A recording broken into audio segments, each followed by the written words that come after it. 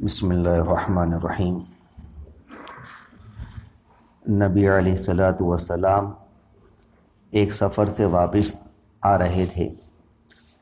ایک جگہ آپ نے پڑاؤ ڈالا، بستی قریب تھی۔ ایک عورت تھی جس کا تنور تھا، اس نے لشکر کی روٹیاں بھی پکائیں۔ جب پکا کر فارغ ہو گئی تو صحابہ سے کہنے لگی کہ میں تمہارے صاحب سے بات کرنا چاہتی ہوں۔ تو صحابہ اسے نبی علیہ الصلاۃ والسلام کے پاس لے گئے۔ کہنے لگی، اللہ کے پیارے نبی صلی اللہ علیہ وسلم، میں آپ سے ایک بات پوچھنا چاہتی ہوں۔ فرمایا، پوچھو۔ کہنے لگی، میں ماں ہوں، تنور میں روٹیاں لگاتی ہوں۔ میرا ایک چھوٹا سا بچہ ہے، میں اس کو آگ کے قریب آنے نہیں دیتی کہ اس کو کہیں گرم ہوا نہ لگ جائے۔ خود آگ میں ڈبکیاں لگاتی ہوں روٹی لگانے اور نکالنے کے لیے، لیکن میں اپنے بچے پر اتنی مہربان ہوں کہ اس کو تنور کے قریب بھی آنے نہیں دیتی۔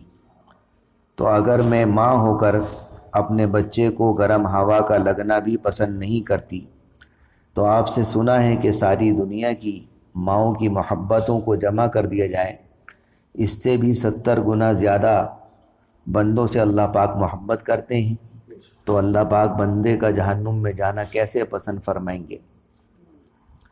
حدیث پاک میں آتا ہے، نبی صلی اللہ علیہ وسلم نے یہ بات سن کر سر جھکایا، مبارک آنکھ سے آنسو آنے لگے، روتے رہے حتیٰ کہ جبرائیل علیہ السلام اللہ کا پیغام لے کر آئے۔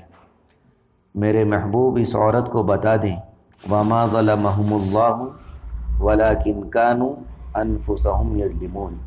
اللہ نے ان پر ظلم نہیں کیا، انہوں نے اپنی جانوں پر خود ظلم کیا، اپنے پاؤں پر خود کلہاڑی ماری، کیونکہ اللہ تو چاہتے ہیں کہ یہ بچ جائیں، لیکن بات یہ ہے کہ توبہ نہیں کرتے، توبہ کی طرف آتے ہی نہیں، بلکہ رب کی ماننے کے بجائے شیطان کو مانتے پھرتے ہیں اور توبہ کو ڈیلیٹ کرتے ہیں، تو یہ اپنے عمل کی وجہ سے جہنم میں جائیں گے، ورنہ اللہ رب العزت تو بخشنے کو تیار ہے۔ اگر اللہ رب العزت کا معاملہ رحمت کا ہے تو ہم اللہ تعالیٰ کی رحمت سے آج فائدہ اٹھائیں، اپنے گناہوں کو بخشوائیں اور اللہ تعالیٰ سے یہ دعا مانگیں، میرے مولا رحمت کا مہینہ ہے، آپ ایک نظر ڈال کر ہمارے گناہوں کی بخشش فرما دیجئے اور آئندہ ہمیں گناہوں سے بچا لیجئے، اور اللہ ہمیں تقوی و طہارت کی زندگی عطا فرما دیجئے۔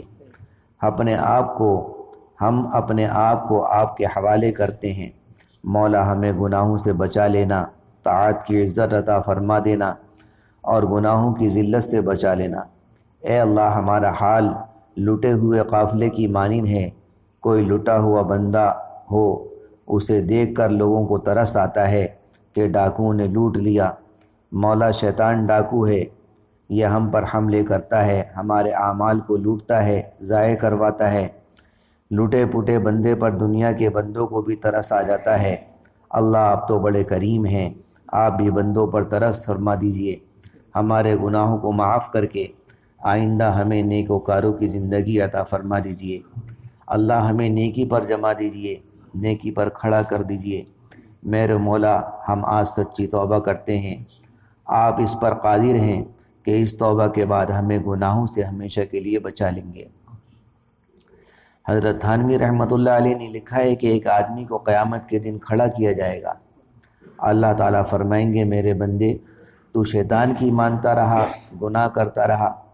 وہ کہے گا، شیطان مجھے گرا دیتا تھا، میں گناہ کر بیٹھتا تھا، لیکن میں بہت افسوس کرتا تھا کہ مجھے ایسے نہیں کرنا چاہیے، توبہ کرتا تھا لیکن پھر گناہ کرواتا تھا، پھر میں توبہ کرتا تھا۔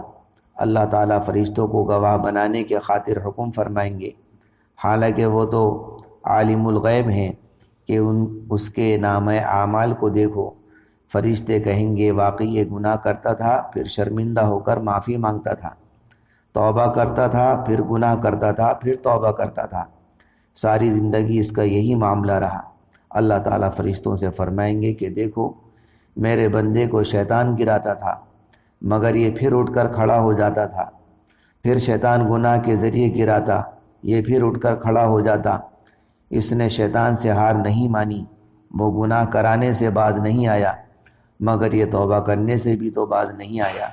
یہ استقامت والا بندہ ہے، میں اس کو استقامت والوں کے ساتھ جنت عطا کرتا ہوں۔